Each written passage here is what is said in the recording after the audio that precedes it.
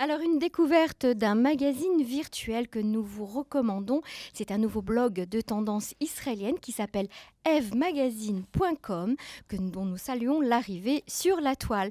Et cette semaine, eh bien, dans ce blog, nous avons lu que le célèbre designer israélien Ron Arad, le grand designer qui est basé à Londres, aura bientôt une de ses œuvres exposée dans le jardin du musée d'Israël de Jérusalem pour 3 semaines durant le mois de juillet. Alors pour ceux qui ne connaissent peut-être pas Ron Arad, vous savez, c'est celui qui fait ces espèces d'étagères en plastique vendues souvent chez Cartel, en forme de S, d'escargot, etc. C'est également lui qui a dessiné le musée de Holon, le musée du design de Holon. Alors c'est quoi cette œuvre ? C'est une œuvre monumentale de 8 mètres de haut, composée de 5600 tiges de silicium en suspension qui forment un cercle parfait et qui s'intitule 720 degrés.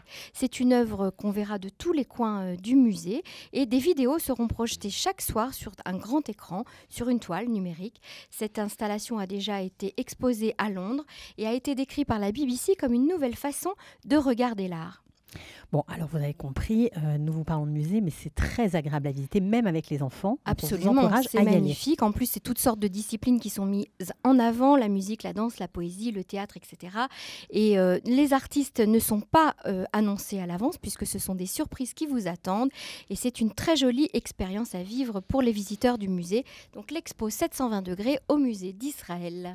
Alors je crois que tu as aussi une autre exposition dont on parle beaucoup à Jérusalem. En ce moment, c'est toujours au musée d'Israël. C'est une exposition de photographie sur le monde chassidique qui s'appelle Shachor Lavan et qui est très, très émouvante. Alors, mais c'est pas seulement des photos, je crois qu'on voit aussi des habits, des vêtements. Alors oui, mais la majeure partie de l'exposition sont quand même des photos sur ce monde, sur cette bulle chassidique, un monde qui n'a toujours pas disparu, qui est toujours vivant et qui est fascinant. Et intrigante aussi, lorsqu'on ne le connaît pas.